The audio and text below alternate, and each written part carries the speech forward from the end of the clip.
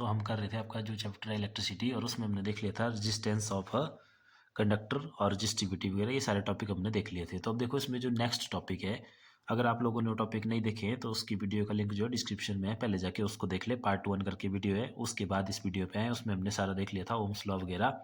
अब उसके आगे चलते हैं इसमें। तो देखो इसमें आगे है हमारे पास topic resistance of a system of resistor. अब देखो ये क्या है, इसमें कम्बिनेशन ऑफ रजिस्टर है हमारे पास। ठीक है, कि कैसे हम उनको अलग अलग तरह से कंबाइंड करेंगे, फिर हम देखेंगे कि उस सर्किट की रजिस्टेंस पे क्या उसका इफेक्ट आएगा। तो देखो कम्बिनेशन ऑफ रजिस्टर में हम इसमें हमारे पास दो तरह के कम्बिनेशन होते हैं।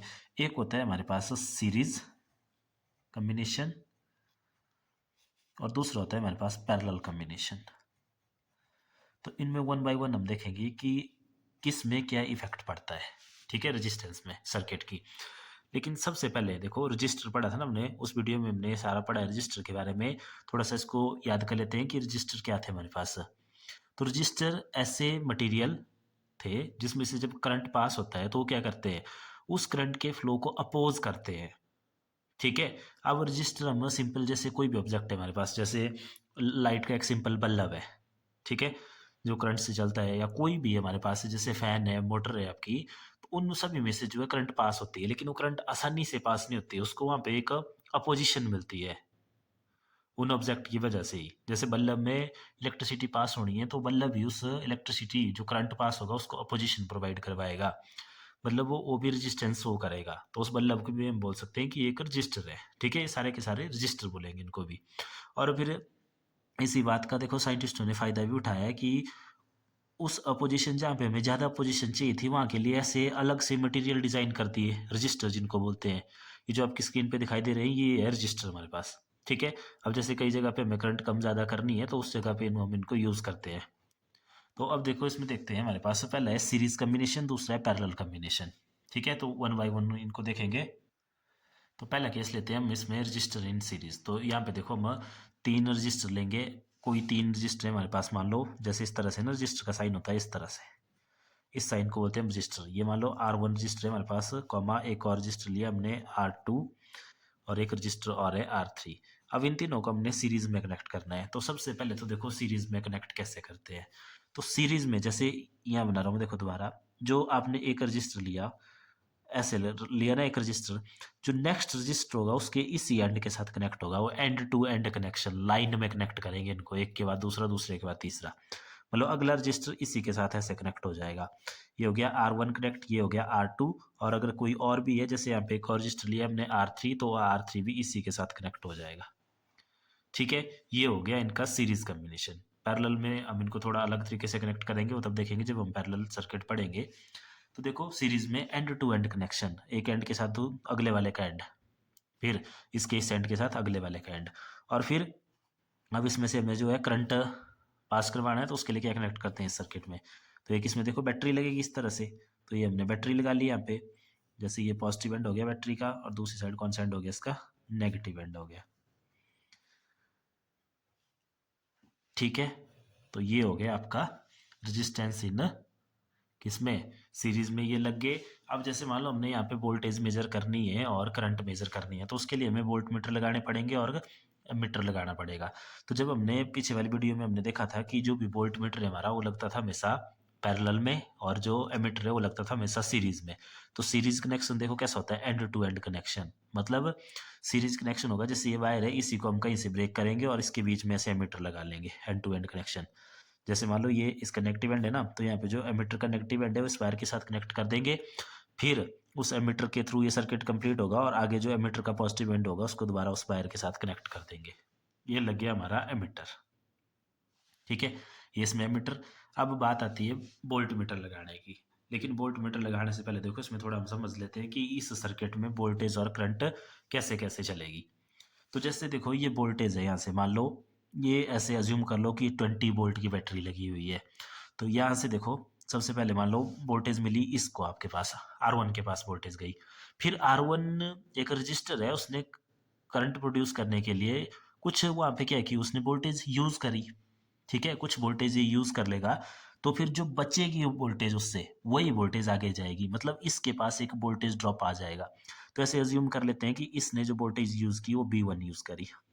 ठीक है, इस रजिस्टर ने। अब जो बचेगी वोल्टेज वही आगे जाएगी, फिर उसमें से कुछ वोल्टेज ये यूज करेगा। तो अब मान लो इसने B2 वोल्टेज यूज कर ली, यहाँ पे देखो वोल्टेज ड्रॉप आ रहा है, कुछ वोल्टेज ड्रॉप यहाँ आ गया, कुछ वोल्टेज ड्रॉप यहाँ आ गया, फिर जो यहाँ से बचेगी वोल्टेज वो आगे जाएगी इसके पास। तो मान लो B3 वोल्टेज जो है इसके पास गई। ठीक है, तो इस पूरे सर्किट में ये जो 3 रजिस्टर लगे हुए हैं सबके पास अलग अलग वोल्टेज जा रही है ना, अलग अलग। इसके पास B1 B2 B3, क्योंकि यहाँ से वोल्टेज गई सबसे पहले इसके पास मान लो, तो यहाँ पे कुछ ड्रॉप आ गया, फिर उसके बाद जो बची वही आगे गई, फिर यहाँ पे दोबारा ड्रॉप आएगा कुछ, फिर जो बची वही आगे गई। तो ये तो होगी वोल्टेज। तो इसका मतलब है इन तीनों की वोल्टेज जो है अलग अलग आई सबकी। लेकिन अगर हम बात करें करंट की, तो करंट देखो ये सारे एक ही लाइन में है ना, सीरीज सर्किट है ना लाइन, तो सीरीज में जो है करंट सेम रहेगी। इस पूरे सर्किट की एक ही करंट बनेगी जिसको हम यहाँ से मेजर करेंगे, जो मीटर लगा हुआ है। तो करंट इसमें क्या रहेगी, आई, इधर भी आई, इधर भी आई। लेकिन वोल्टेज यहाँ पे B1 रह रही है, यहाँ पे B2 रह रही है, यहाँ पे B3 रह रही है। तो एक कंक्लूजन तो देखो हमें ये मिल गया, ये भी आपने ध्यान रखना कि सीरीज सर्किट में जो करंट है वो क्या रहती है, सेम रहेगी। इसमें हर एक जगह आई होगी, पूरे सर्किट की एक ही करंट है, दैट इज आई। ठीक है, लेकिन वोल्टेज इसमें अपनी अपनी आ रही है अलग अलग सबकी सीरीज सर्किट में। तो अब देखो सबकी अलग अलग वोल्टेज हैं, तो इस वोल्टेज को हमने मेजर करना है। जैसे R1 के पास अपनी होगी, R2 की अपनी, R3 की अपनी। तो इसको मेजर करने के लिए हमने वोल्ट मीटर लगाने हैं। तो वोल्ट मीटर आपको पता है वो पैरेलल ही लगते हैं, तो बिल्कुल इसके पैरेलल। तो इसके पैरेलल ऐसे यहाँ पे इसका वोल्ट मीटर लग जाएगा ऐसे, देखो पैरेलल, मतलब दोनों एंड कनेक्ट होंगे उसके ऐसे। और इसके पास इसका लग जाएगा वोल्ट मीटर, इसका वोल्ट मीटर इसके पास, और ये जो R3 है इसके पैरेलली इसका वोल्ट मीटर लग जाएगा ऐसे। ठीक है, क्लियर है। अब जैसे मान लो ये B1 वोल्टेज थी, तो ये B1 बताएगा, ये B2 बताएगा, ये B3 बताएगा। तो ये हुआ सीरीज सर्किट। ये वोल्ट मीटर हमेशा पैरेलल ही लगता है। ठीक है, हर जगह मैंने पिछली वीडियो में भी आपको बताया था, और मीटर सीरीज में लगता है। तो अब देखो इस सर्किट में एक चीज हमें क्लियर होगी कि आई तो सेम रहेगा हर जगह, लेकिन बी चेंज हो रहा है। तो हम टोटल बी क्या आएगा इसका, टोटल बी देखो, अगर टोटल बी हमने इसमें निकालना है तो B1 B2 B3। ठीक है, उसी को कैलकुलेट करेंगे क्योंकि आई तो यहाँ पे क्या है, सेम है। ठीक है, तो टोटल बी को हमने कैलकुलेट करना है। तो यहाँ से देखो टोटल बी क्या हो जाएगा हमारे पास, B1 plus B2 plus B3, ये होगा ना टोटल बी। ये जो वोल्टेज है इन तीनों में डिवाइड हो रही है, B1 plus B2 plus B3 में। इसको दे देते हैं इक्वेशन नंबर 1। अब देखो इनकी वैल्यू निकाल लेते हैं हम। तो according to Ohm's law, according to Ohm's law, Ohm's law ने आपको बताया था कि जो बी होती है वो किसके इक्वल होती है, आई आर के। यही होती है ना बी आई आर के। तो ये जो टोटल बी है इसको हमने लिख लिया आई आर। आई क्या होगा, सर्किट का करंट, इस पूरे सर्किट का करंट, और इस पूरे सर्किट की रेजिस्टेंस, जिसको हमने सिंपल आर से लिख लिया, पूरे सर्किट की जो बनेगी फाइनल रेजिस्टेंस। ठीक है, और इसी तरह से देखो B1 है यहाँ पे इस वाले पार्ट की वोल्टेज, तो ये भी क्या होगी, इसी से देखो आई आर। तो आई तो सेम है इसके पास भी, तो आई तो सेम है, बट R1 रेजिस्टेंस इसकी अपनी रेजिस्टेंस है, दैट इज R1। ठीक है, समझ गए ना। B1 देखो सिर्फ इसी पार्ट की थी, तो इसी पार्ट के पास है, या इस रजिस्टर 1 के पास, R1 के पास करंट तो आई है बट रेजिस्टेंस इसकी R1 है। ठीक है, नेक्स्ट है हमारे पास B2। B2 क्या होगा हमारे पास, देखो दोबारा करंट तो वही है, आई है ना पूरे सर्किट में, तो आई, लेकिन रेजिस्टेंस यहाँ पे R2 है हमारे पास। उसी तरह से नेक्स्ट B3 है, तो B3 की वैल्यू भी निकाल लेते हैं। B3 क्या हो जाएगा हमारे पास, देखो आई, क्योंकि करंट तो दोबारा सेम है, रेजिस्टेंस वहाँ पे R3 है। ठीक है, तो देखो इक्वेशन 1 में इन वैल्यू को पुट कर दो। तो इक्वेशन 1 इम्प्लाइज, हम निकाल रहे हैं, निकाल क्या रहे हैं हम, इस पूरे सर्किट की रेजिस्टेंस। ठीक है, जिसको हमने आर से डिनोट कर दिया, यहाँ पे डिनोट किया है आर से इसको। तो देखो क्या आ जाएगा यहाँ से, बी की वैल्यू क्या है, आई आर B1 की, आई R1 प्लस B2 की क्या है हमारे पास, आई R2 प्लस B3 की क्या है हमारे पास, आई R3। ठीक है इतना। अब देखो इसको सॉल्व करना है हमने, तो हमें दिख रहा है कि आई कॉमन आ जाएगा यहाँ से, तो ले लो आई कॉमन। आई कॉमन, अंदर बच गया हमारे पास R1 plus R2 plus R3, और लेफ्ट साइड में हमारे पास है आई आर। अब इस वाले आई से ये वाला आई कैंसल, तो ये आर देखो क्या आ गई, आर की वैल्यू आर होगी ना टोटल रेजिस्टेंस इस सर्किट की, तो होगी सिंपल हमारे पास R1 plus R2 plus R3। और इसको आर क्या लिख सकते हैं हम साथ में, आर सीरीज भी लिख सकते हैं इसको, क्योंकि सीरीज सर्किट क्या है ना ये, जब सीरीज कम्बिनेशन हम इनका बनाएंगे क्या, R1 plus R2 plus R3। ठीक है, तो यहाँ से देखो हमें रिजल्ट क्या मिल गया, यहाँ से हमें रिजल्ट मिल गया कि हमारे पास चाहे जितने मर्जी रेजिस्टेंस हो, ये तो देखो हमने 3 के लिए लिया, चाहे 4 हो, चाहे 5 हो, चाहे 10 हो, चाहे 15 हो, जब उनको सीरीज में कनेक्ट किया जाएगा तो जो उस टोटल सर्किट की जो टोटल रेजिस्टेंस रहेगी वो उन पर्टिकुलर रेजिस्टेंस को डायरेक्ट प्लस करके आएगी। ठीक है, जैसे देखो इसका एक एग्जांपल से समझते हैं, ज़्यादा क्लियर होगा। जैसे एक एग्जांपल है हमारे पास, मान लो अब रेजिस्टेंस की यूनिट थे ना ओम, तो मान लो यहाँ पे एक रजिस्टर लगा है 1 ओम का हमारे पास, उसी के साथ आगे कनेक्ट है एक और रेजिस्टेंस सीरीज में 2 ओम, यही होता है ना सीरीज सर्किट, अभी बनाना सीखा। नेक्स्ट है हमारे पास 3 ओम का।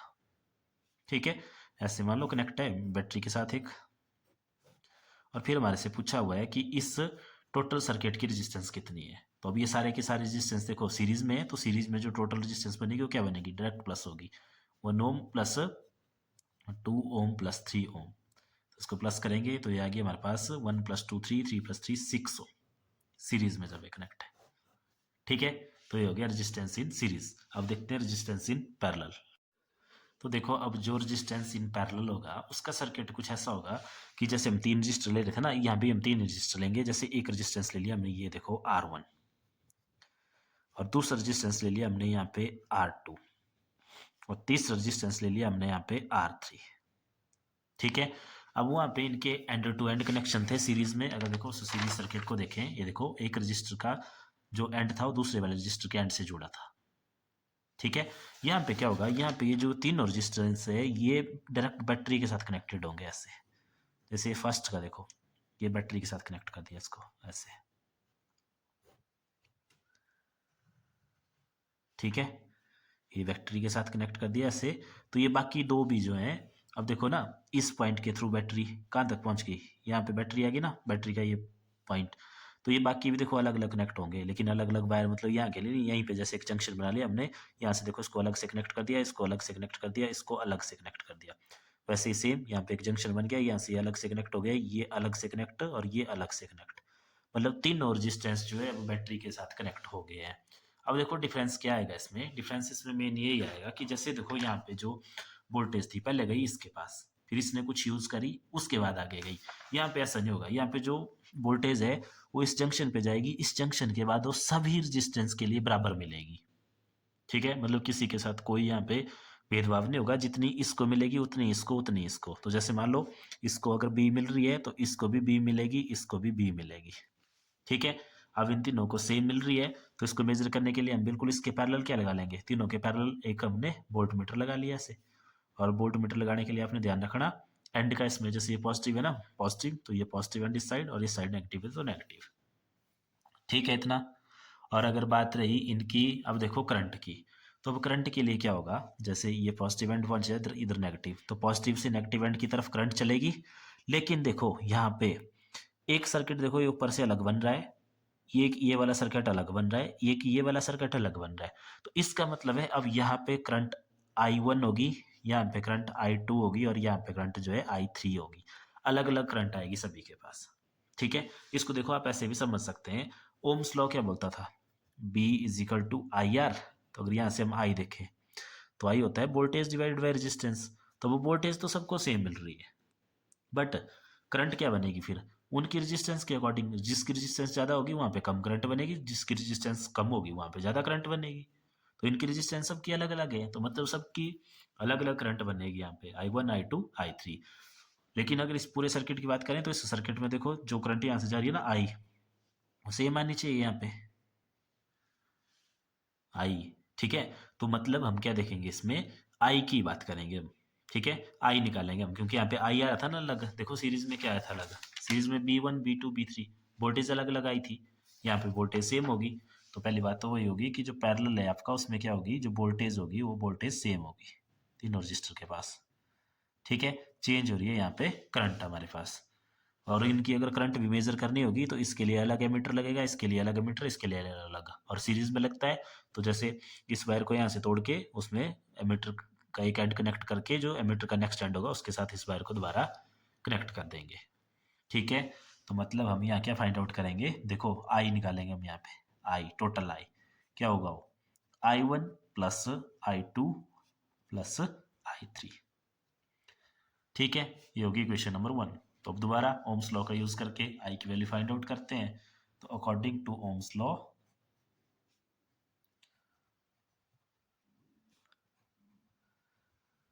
तो ओम्स लॉ क्या बोलता है हमारे पास, B is equal to I are.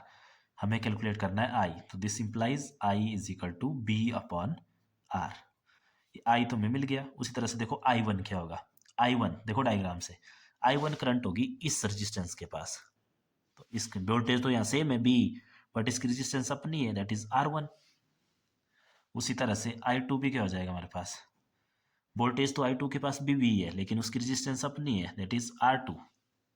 Similarly I3 निकालो, I3 क्या हो जाएगा, वोल्टेज तो B है वहाँ पे भी, लेकिन रेजिस्टेंस वहाँ पे R3 है। ये देखो I3 इस पॉइंट पे ली हुई है हमने। ठीक है, तो अब इन सारी वैल्यू को इक्वेशन 1 में पुट कर दो। तो देखो इक्वेशन 1 इंप्लाइज आई की वैल्यू, सिंपल आई की value B upon R is equal to I1 की B upon R1 plus I2 की है बी अपॉन R2। ठीक है, वोल्टेज हर जगह बी है, प्लस I3 की है बी अपॉन R3। अब यहाँ से देखो क्या दिख रहा है, बी दिख रहा है ना कॉमन, तो B upon R is equal to, B common, अंदर क्या बच गया, 1 upon R1 plus 1 upon R2 plus 1 upon R3।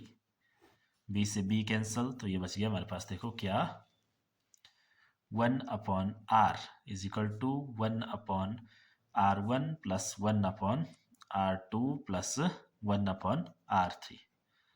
और ये कौन सा आर है, पैरेलल वाला, तो इसको हम ऐसे भी लिख सकते हैं आर पाव में पैरेलल। ठीक है, आर पैरेलल की वैल्यू क्या रहेगी, 1 upon R1 plus 1 upon R2 plus 1 upon R3।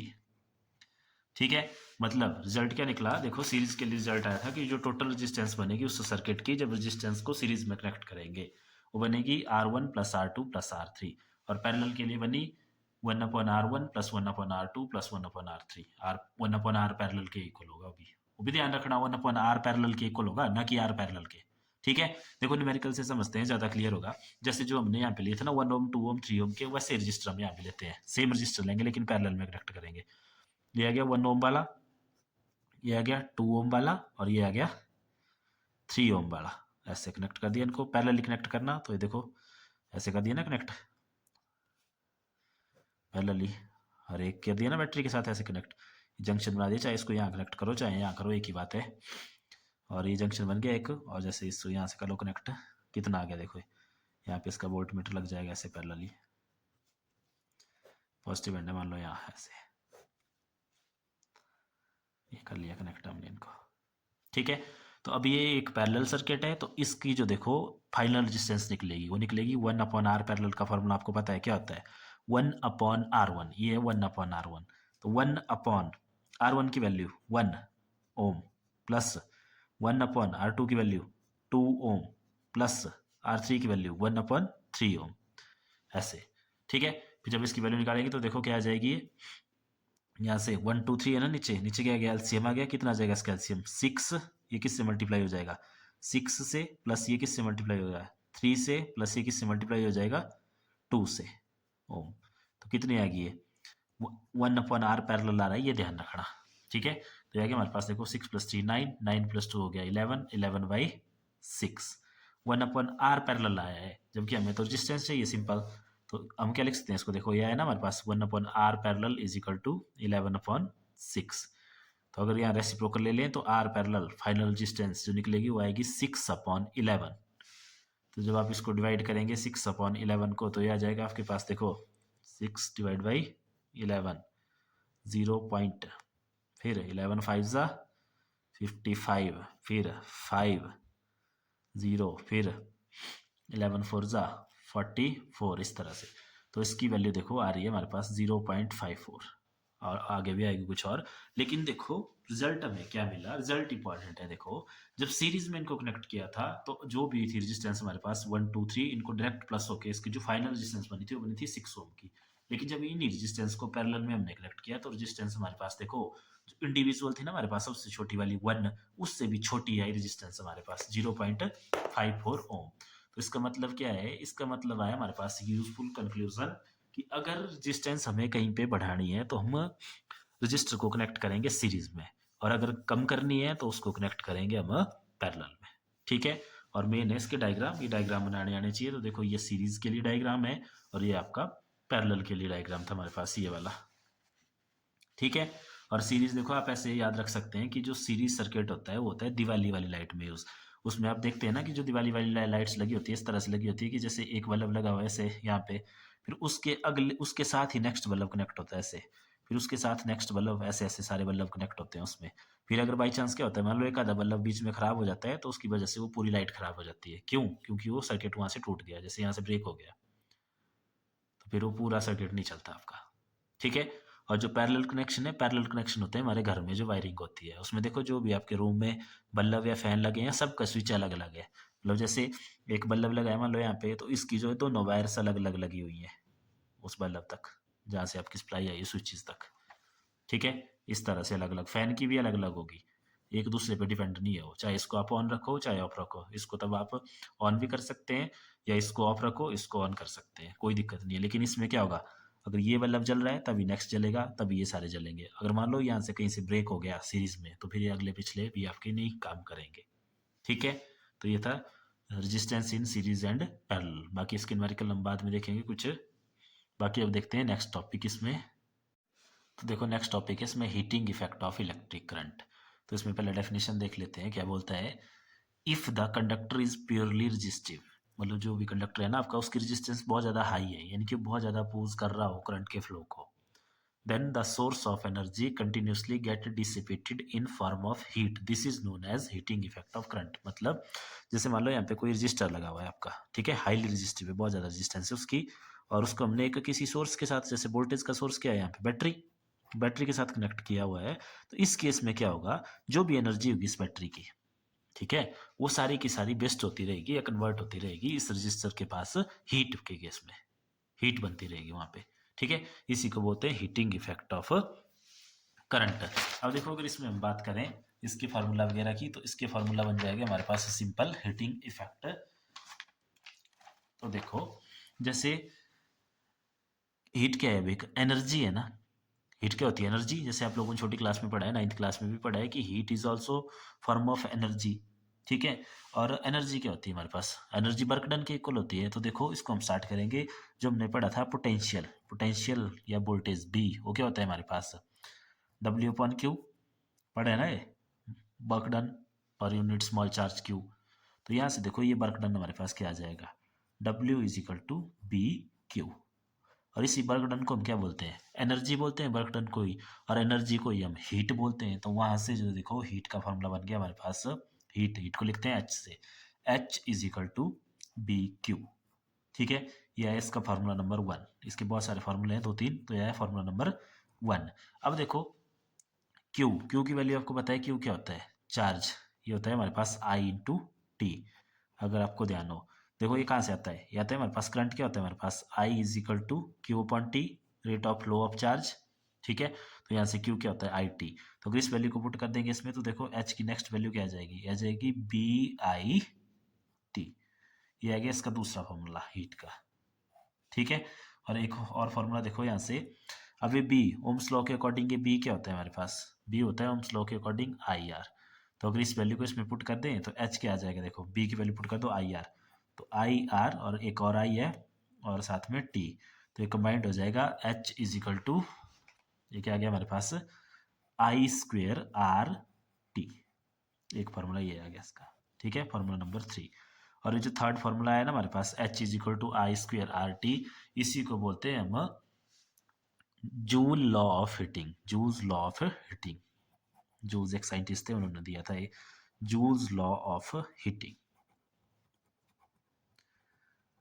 ठीक है, और अगर बात करें हम S I unit of heat के, तो S I unit of heat, तो अब हीट, वर्क और एनर्जी तीनों एक ही चीज़ें है ना ये, तो जो वर्क और एनर्जी के एस आई यूनिट होते हैं वही हीट के भी होते हैं। तो क्या होते हैं उसके जूल, तो इसके भी क्या होते हैं जूल ही होते हैं, इसको कैपिटल जे से लिखते हैं हम। ठीक है, जूल और कैपिटल जे से। तो ये आ गया हमारे पास जूल्स लॉ ऑफ हीटिंग। अब देखो थोड़ा सा इसमें जूल्स लॉ ऑफ हीटिंग को भी हम एक्सप्लेन करेंगे, तो इसको भी यहीं पे एक्सप्लेन कर देते हैं। तो देखो जूल्स लॉ ऑफ हीटिंग क्या बोलता है हमारे पास, H is equal to I square R T, ये ना जूल्स लॉ ऑफ हीटिंग। तो अब देखो इसमें ये क्या बोल रहा है कि किसी भी सर्किट में या किसी भी रेजिस्टेंस में या किसी भी रजिस्टर में कितनी हीट प्रोड्यूस होगी, तो देखो किस पे डिपेंड करता है। देखो ना इक्वेशन है ना, H is equal to I square R T, इन पे डिपेंड कर रहा है ना, जैसे जैसे ये कोई भी वैल्यू बढ़ेगी एच की वैल्यू बढ़ेगी, इक्वेशन यही तो बोलती है।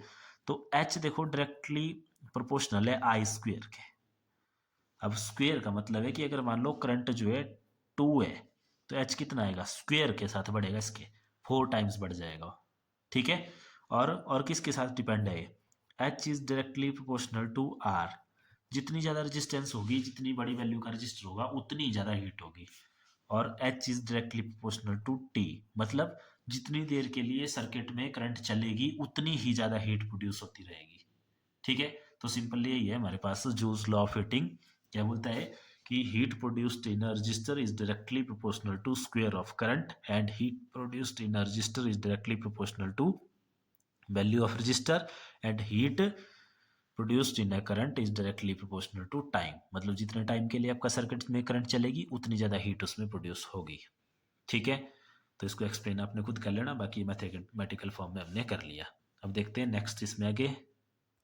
अच्छा एक और चीज़ इसमें देखो, ये हीट से रिलेटेड न्यूमेरिकल हमारे पास इंपॉर्टेंट है, तो जो भी न्यूमेरिकल हैं इस चैप्टर के वो करेंगे हम नेक्स्ट वीडियो में, सारे एक साथ करेंगे, वहाँ पे इन फॉर्मूलों को दोबारा अप्लाई करेंगे। अभी जो 2-3 फार्मूले लिखे हैं ना हमने, इनका मतलब ये है कि न्यूमेरिकल में जिस तरह से आपको जो चीज़ें दी होगी उसी के अकॉर्डिंग फार्मूला हम यूज़ करेंगे। अगर मान लो वोल्टेज करंट और टाइम दिया तो ये वाला फार्मूला यूज़ कर लेंगे, करंट रजिस्टेंस और टाइम दिया तो ये वाला फार्मूला यूज़ कर लेंगे। ठीक है। तो अब नेक्स्ट देखते हैं, नेक्स्ट है हमारे पास practical application of heating effect of current. तो देखो नेक्स्ट है हमारे पास practical application of heating effect of current. मतलब इसमें हम देखेंगे कि जो हीटिंग इफेक्ट ऑफ करंट है उसके कुछ देखो फायदे हैं, कुछ नुकसान है। तो जैसे अगर पहले बात करें इसके अनडिजायरेबल इफेक्ट की, मतलब ऐसे इफेक्ट जिनकी हमें ज़रूरत नहीं है या जो हमारे लिए नुकसानदायक है, तो उसमें जैसे आप देखते हैं जैसे कंप्यूटर्स चलते हैं आपके, या मोबाइल फ़ोन है, लैपटॉप है, उसमें जो हीट प्रोड्यूस होती है वो हीट क्यों प्रोड्यूस होती है, क्योंकि उसके अंदर इलेक्ट्रिकल सर्किट हैं, जब उनमें करंट फ्लो होगी तो उसमें हीट प्रोड्यूस होगी, जो कि हमारे लिए नुकसानदायक है। उसके लिए हमें फिर वहाँ पे प्रोसेसर वगैरह यूज़ करने पड़ते हैं, जैसे आप देखते हैं कंप्यूटर वगैरह में फ़ैन लगे होते हैं। ठीक है। या जो आपका बल्ब है, जैसे सिंपल बल्ब है, वो भी कई बार क्या होता है, इतना ज़्यादा हीटअप हो जाता है कि वो ख़राब हो जाता है। तो उसके अनडिज़ायरेबल इफ़ेक्ट हैं। लेकिन अगर दूसरी तरफ देखें तो कुछ इसकी यूज़फुल एप्लीकेशन भी है हमारे पास। यूज़फुल एप्लीकेशन कहाँ पे है देखो, जैसे कुछ ऐसे ऑब्जेक्ट है हमारे पास या ऐसे डिवाइसेज़ हैं जिनमें हम हीट का यूज़ करते हैं। जैसे इसमें सबसे पहले आता है हमारे पास इलेक्ट्रिक हीटर। तो जैसे देखो हीटर से हम क्या करते हैं, हीटर लेते हैं ना, और वो चलता किसकी वजह से, करंट की वजह से। तो वहाँ पे करंट का जो हीटिंग इफेक्ट है उसका यूज़ हो रहा है, हमारे लिए हेल्पफुल है। उसी तरह से आपके पास इलेक्ट्रिक केटल है या आयरन है, कपड़े प्रेस करते हैं उसके लिए भी देखो आयरन यूज़ करते हैं, तो उसमें भी heating effect of current use हो रहा है, तो उसकी यूज़फुल एप्लीकेशन है। तो कुछ इसके अनडिजायरेबल इफेक्ट भी हैं और कुछ यूज़फुल एप्लीकेशंस भी हैं। अब देखो इसमें बात कर लेते हैं, दो और डिवाइसेस की बात की गई है हमारे पास यहाँ पे, इलेक्ट्रिकल डिवाइसेस की, जिसमें एक है हमारे पास इलेक्ट्रिक बल्ब। लेकिन ये थोड़ा-सा आप यहाँ पे ध्यान देंगे, ये जो जिस बल्ब की बात हो रही है, ये जो हम पहले यूज़ करते थे बल्ब, जैसे आजकल तो सारे एलईडी बल्ब लगे हुए हैं, उस तरह के बल्ब की बात नहीं हो रही। ये जो सिंपल बल्ब होता था हमारे पास पहले, जिससे हमें जो है येलो लाइट मिलती थी, ठीक है? वो बिल्कुल होता है ना शीशे वाला बल्ब, ठीक है? उस तरह के बल्ब की बात हो रही है। तो देखो उसका जो फिलामेंट होता था वो किससे बना होता है, टंगस्टन से, और उसका जो मेल्टिंग पॉइंट है वो भी हाई होता है 3380 डिग्री सेल्सियस। तो ये कुछ एक बातें जो आपने याद रखनी, पूछ ली जाती है पेपर में। और उस बल्ब में जो गैस फील्ड होती है आर्गोन एंड नियॉन। ये जो है अनरिएक्टिव गैसेज हैं, मतलब ये रिएक्ट नहीं करती, जो उसमें टंगस्टन लगा होगा ना फिलामेंट में, उसके साथ ही बिल्कुल भी रिएक्ट नहीं करती है। ठीक है। अब देखो ये टंगस्टन ही यूज़ क्यों किया जाता है उसके फिलामेंट में, क्योंकि जब वहाँ से करंट पास होगी तो उसमें क्या होगी, हीट प्रोड्यूस होगी। तो अब इस टंगस्टन का जो मेल्टिंग पॉइंट है वो बहुत ज़्यादा हाई होता है, मतलब वो कम हीट पे जलता नहीं है या टूटता नहीं है या पिघलता नहीं है। ठीक है। तो इसीलिए इसको यूज़ किया जाता था। और इसका जो मेल्टिंग पॉइंट होता है नियरली 3380 डिग्री सेल्सियस। ठीक है। आजकल तो एलईडी यूज़ होते हैं, इस तरह के बल्ब बहुत कम यूज़ होते हैं। ठीक है। और दूसरा एक और इम्पॉर्टेंट इलेक्ट्रिक डिवाइस है हमारे पास, दैट इज इलेक्ट्रिक फ्यूज। अब देखो फ्यूज क्या होता है, तो जैसे आपने सुना ही होगा, it is a device which protect circuit and appliances by stopping flow of current in case of short circuit और ओवरलोडिंग। जैसे आपने देखा होगा कि जैसे हमारी घर की वायरिंग है तो उसमें एक फ्यूज़ लगा होता है, और उसका काम क्या होता है कि बाई चांस मान लो कहीं पे कुछ शॉर्ट सर्किट हो गया, या उस सर्किट में ज़्यादा करंट आ गई, ओवरलोडिंग हो गई, तो फिर वो फ्यूज़ क्या होता है, पिघल जाता है या मेल्ट हो जाता है, और उससे जो हमारी वायरिंग है वो बच जाती है जलने से। ठीक है, तो अब देखो फ्यूज़ के बारे में कुछ इंपॉर्टेंट बातें। कनेक्टेड इन सीरीज, ये हमेशा सीरीज में लगेगा। क्यों लगेगा? क्योंकि अभी मैंने आपको बताया ना, सीरीज सर्किट होता है एंड टू एंड कनेक्ट, उसमें अगर एक पॉइंट आपका खराब तो पूरा सर्किट खराब हो जाएगा। मतलब देखो, अगर इसको यहाँ डायग्राम में समझें तो जैसे मान लो ये आपकी मेन लाइन्स आई हुई है, जो बिजली के पोल से मेन लाइन आई हुई है ना ऐसे, ठीक है, या उसके बाद कहीं, उसके बाद या मान लो इसी लाइन पे पहले जो है मीटर लगा हुआ है, डायरेक्ट मीटर को आई होती है वो लाइन्स। तो जैसे मान लो यहाँ पे कोई मीटर लगा हुआ है आपका बिजली का, उसके बाद फिर दो लाइन्स आई हुई है उस मीटर में ऐसे, फिर मीटर से जो है दो लाइन्स आगे निकली हुई है और ऐसी इस तरह से। तो अब जो फ्यूज होगा वो किसी एक लाइन के, जिसमें फेज होता है, जिसमें आपकी करंट होती है, जैसे एक न्यूट्रल वायर होती है तो उसी में करंट होता है, तो जिसमें करंट है मान लो इसमें करंट है, ठीक है, लाइव वायर जिसको बोलते हैं, उसमें वो फ्यूज लगा होगा आपका, फ्यूज वहाँ पे कनेक्टेड होगा सीरीज में। अब देखो सीरीज में क्यों है, क्योंकि इस तरह से बन गया ना आपका ये जंक्शन। अभी यहाँ से देखो इन दोनों पॉइंट से जो है पूरे घर के लिए आगे वायरिंग की हुई है, और घर की वायरिंग कैसे होगी आगे, वो पैरेलल कनेक्टेड होगी, हर एक रूम के लिए अलग अलग वायर्स डाली होगी, हर एक अप्लायंसेस के लिए अलग अलग वायर डाली होगी, ठीक है। लेकिन ये जो फ्यूज है ये सीरीज में लगा होगा। क्यों लगा होगा सीरीज में? क्योंकि मान लो बाई चांस कहीं पे इस सर्किट में ओवरलोडिंग हो जाती है, या एक्स्ट्रा करंट इसमें कहीं से आ जाती है, या शॉर्ट सर्किट वगैरह हो जाते हैं, तो इसकी कंडीशनिंग की होती है ऐसे कि इसका जो मेल्टिंग पॉइंट है वो लो होता है। लो, इतना भी लो नहीं होता कि वो नॉर्मल करंट से पिघल जाए, लेकिन जैसे ही नॉर्मल करंट से थोड़ी ज़्यादा करंट उसमें आती है तो वो पिघल जाता है। तो जैसे ओवरलोडिंग की वजह से, या कई बार लार्ज करंट आ गई उसकी वजह से, इसमें क्या होगी, हीट प्रोड्यूस हो जाएगी, इस फ्यूज में हीट प्रोड्यूस हो जाएगी, तो फिर ये पिघल जाएगा। फिर जैसे ही ये पिघल गया तो ये सर्किट देखो यहीं से टूट गया। तो अगर ये सर्किट यहीं से ब्रेक हो गया तो इसके बाद यहाँ से आगे करंट जाएगी ही नहीं किसी भी रूम में, ठीक है। तो इसलिए इसको जो है सीरीज में कनेक्ट किया जाता है। और एक और पॉइंट है, made up of alloy like tin, copper and aluminium. और ये जो फ्यूज है आपका, ये टीन, कॉपर और एल्यूमिनियम के अलॉय से बना होता है, ठीक है। तो ये हो गया इलेक्ट्रिक फ्यूज के बारे में। अब इस चैप्टर का लास्ट टॉपिक है हमारे पास इलेक्ट्रिक पावर। तो देखो इलेक्ट्रिक पावर क्या होती है हमारे पास। Electric energy consumed per unit time in an electric circuit is called electric power. Power क्या हुई, electrical energy consumed per unit time in an electrical circuit is called electrical power. जो energy use होगी per unit time, उसको बोलेंगे हम power, ठीक है। अब देखो अगर हम इसका फॉर्मूला लिखें एनर्जी, तो एनर्जी हमने यहाँ पे तो अलग से पढ़ी नहीं, लेकिन यहाँ पे हमने पढ़ी हीट एनर्जी। तो एनर्जी तो एनर्जी है, चाहे वो हीट एनर्जी है चाहे कोई भी एनर्जी है। तो देखो अगर उसके फॉर्मूले का यूज करके इसकी वैल्यू हम निकालें, तो हीट का फॉर्मूला निकाला हमने क्या, बी क्यू, ये था ना हमारा हीट का फार्मूला एक।